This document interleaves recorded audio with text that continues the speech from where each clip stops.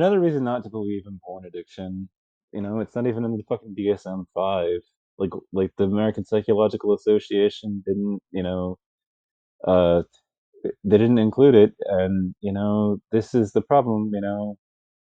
Um, Pornography addiction is not real, according to leading psychologists, and this is put forward by back in 2001, so it's pretty recent. Porn addiction is not a true addiction according to the American Psychological Association. Social, cultural, and religious mores may lead some to view their pornography habits as addictive. If watching porn disrupts or negatively impacts your daily life or relationships, seek therapy. Viewing erotic content like porn and pornography images on the rise. In 2019 alone, with one of the world's leading porn sites, Pornhub received an average 15 million visits per day. Oh, that free, readily accessible on-screen erotic content has some folks thinking that they're addicted to it, but is porn addiction real? Is pornography really addictive? The pornography addiction is not recognized by the American Psychological Association, the APA, as a mental health problem or disorder like drug or alcohol addiction. Moreover, according to the DSM-5, the world's authoritative guide on psychological disorders, pornography and sex addictions are not a psychological disorder. Some disorders, like DSM-5, does recognize are addictions to gambling, alcohol, drugs, and most recently online gaming. The reason for this comes down to neurochemistry, where watching porn may activate similar pleasure circuits in the brain as, say, alcohol or heroin. Most experts agree that doesn't mean that you can become addicted by watching porn in the same way. That's because addiction to substances, for example, not only activates your brain pleasure circuits, it does more. It actually changes your brain's chemistry so that you can no longer release feel good chemicals like dopamine as effectively without the help of the drug that you're addicted to. As far as researchers can tell, this is not the case for porn addiction. So what's going on instead? The more likely scenario is that porn addiction is more closely related to a type of compulsive or obsessive habitual behavior than substance abuse or addiction. In fact, many people develop compulsive, obsessive, and habitual connections to many things in their lives, especially if those help alleviate anxiety or fulfill a sense of longing or loneliness. There's also the fact of the matter that, much like the rest of of sexuality, enjoying erotic content is often done in secret without context. In fact, most of the U.S. has no or purposely incorrect sexual education, especially for young adults. This creates an environment for folks to misunderstand the erotic entertainment that they are enjoying. Therefore, what people refer to as porn addiction is essentially a conflict of values that's leading you to think you're addicted, says Nicole Pross, PhD, a neuroscientist who researches like sexual psychotherapy and is a practicing psychologist at Happy Year Living. For instance, a large 2020 study published at the APA found that people's cultural, moral, or religious beliefs may lead them to think that they believe that they are addicted to pornography, even if they don't actually watch a lot of porn. If you are struggling with pornography, it's most likely that you are actually struggling with the conflict of your own personal values around your sexual behaviors and not really the porn itself. How much porn is too much porn? At what point does your pleasure from watching porn become problematic? There's no clear answer to this because it varies from person to person, and which makes it extremely difficult for researchers to know where to draw the actual line. Moreover, Pross says that people who struggle with a pornography viewing almost always have an underlying disorder, most commonly depression, that requires treatment. By promoting pornography addiction, research-backed treatments are delayed while people continue to suffer, Pross says.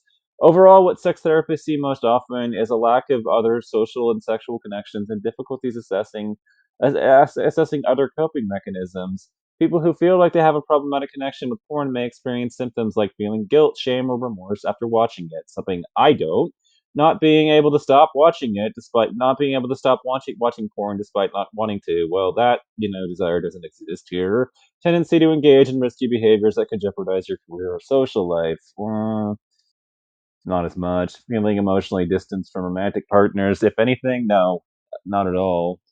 I mean, I am, but that's not, the factor that's causing.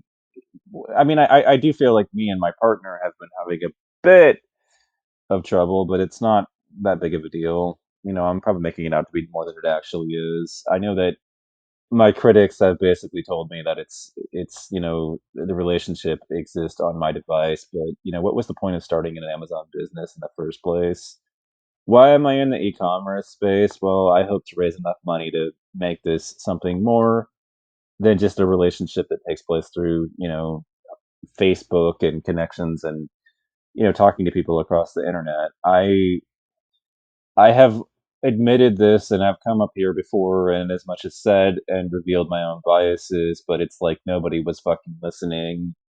It's like they couldn't believe what I was trying to tell them, it's like, what do I have to prove the sincerity of things to people when I say something? But I have a relationship, and admittedly, like the person that I'm interacting with is mostly through Facebook Messenger, so it's not even just on my phone; it's on my laptop and everything that I interact with. I'm very much so smitten by the person that I'm interacting with, and I don't bring it up as a form of bragging, but we're not having trouble. We're not. I don't feel emotionally distanced from her. I do feel like we may have had a little bit of, I don't know. I see she's been recommending this. I watch something, that I don't really want to watch, and it's been a bit of a there's been a bit of a tension in that regard, and feeling less satisfied with your real life sexual connections. Well, I blame myself, you know, to a huge extent about the fact that it's been difficult to find a romantic partner because I don't really go out like I don't go out all that much, and so like I'll take responsibility for that, like, I'm not up there, like, expecting people to just sort of, like, fall into my lap, how to stop watching porn if you think you're watching too much. If you feel like you're watching too much or you're neglecting your work, relationships, or responsibilities to watch porn, you can take steps to remedy this. Understand the impact in your life, be honest with yourself about how viewing pornography is affecting your life, and address negative consequences it's causing. If porn is affecting your relationship with your partner, having an open conversation about what you need more of the relationship can help. Sit with your fears about reducing your intake. The thought of watching less porn may pose a challenge because there's probably a reason, whether it's an underlying medical condition. It's the only time that you grant yourself permission to experience physical pleasure. While you're choosing to watch porn, recognizing this reason and admitting why you're scared to watch less porn can be an important step in the healing process. Formulate an action plan. Make a plan to help you break out of old patterns, to fill your life with more activities. This could include focusing more on activities that give you pleasure, such as hobbies, sports, and friendships. Seek therapy. Seek help from a qualified sex therapist or counselors. You can find one via the American Association of Sex Educators, Counselors, and Therapists. According to Prost, there's a research-backed form of therapy that can help if your porn habit is inconsistent with your values, known as acceptance and commitment therapy. It involves helping you identify your values and live a more meaningful manner that is consistent with your belief system and get screened for other mental health conditions. You should consider getting screened for other mental health conditions like depression, or if get treatment if required. Extreme anger, frustration, or sadness, or excessive worry or thoughts or behaviors are some signs that you may have a mental health condition. Organizations like the American Health Mental Health America can provide, screenings and diagnosis based on symptoms. Researchers are divided on whether watching excessive amounts of porn is a psychological disorder, a product of repressive views about sexuality, or a manifestation of another mental health condition. Watching porn, masturbating, or exploring your sexuality can be beneficial to your sex life. Women report overwhelmingly positive effects from viewing pornography, primarily as a method of increasing their sex drive for their partner or experiencing sexual pleasure. When couples view pornography together, they tend to report a more satisfying sex life.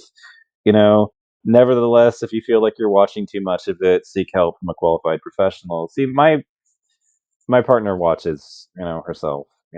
Like, so it's not a big deal. I have somebody that's already on the same page. I've been I've been trying to move out in that direction, but the problem is just the money. It's the money issue, and so I started doing something about it. That's really the only thing that's kind of held me back in that regard. And I don't feel distanced from her emotionally. God, I mean, I feel like I've come out and said this in my own like poetic writing that it just feels like I'm constantly on the edge of sinking into a white wave of affection that just is constantly overflowing like water being spilt into a glass that's just constantly overflowing the edge of things, and I'm just falling into it. So, I feel intense waves of like love for her. I just, and it's like it's why I have to write every now and then, but I don't feel distanced from her as a result of having consumed every now and then. It's just not a big a big conundrum or deal for me at all, and it really hasn't been that big of a fucking life altering, sort of thing. And I find myself incredibly skeptical about literally all of it. I mean, it seems to me that it's like the one question that I would ask you is like, if it's such a real concept and it's not complete bullshit, why did the DSM-5 not bother to actually include it in its actual, in the list of actual disorders? I mean, why isn't it in there? If it's so real, why have they not actually caught up with things? Because, these people didn't make a good enough case for the addiction of it to be included. I mean, that's the truth of the matter when it comes to this. That's why it's not in there. Like they just have not made their case effectively enough in their studies to really, overcome all this. And I would argue that, the way that I look at it as somebody that's looked into it myself and has dug into my own research about this particular topic, I really feel that it's a product of repressive views about sexuality here in America. America has some of the worst attitudes about sexuality of the Western world. It's a culture of fucking prudery. It really is. Americans are such prude. American prudery is like literally one of the worst problems. And I think that it traces back a lot to like the obesity epidemic and everything else that's going on here. Americans are also insecure. They don't like the way that their bodies look. And so, you've got that going on as well. America is a society of prudes. Like it I mean, this all this shouldn't need to be said about this country. It's American prudes, like the prudes and Puritans who, have, European nudes and American prudes. But, I live here, I was born here, I came from here, and that's still my take on my own country. It's a country of puritanical bullshit through and through, and it's one of the reasons why I started to join the atheist movement because religion is no fun. Religion is has demonized everything that happens to be a source of pleasure and feel good, and it's made it bad because we're not supposed to be enjoy this life. We're supposed to save it up for the next one. You know, I'm I'm fucking done with all of that. I don't know that I get another shot at it. You know, this may just be it.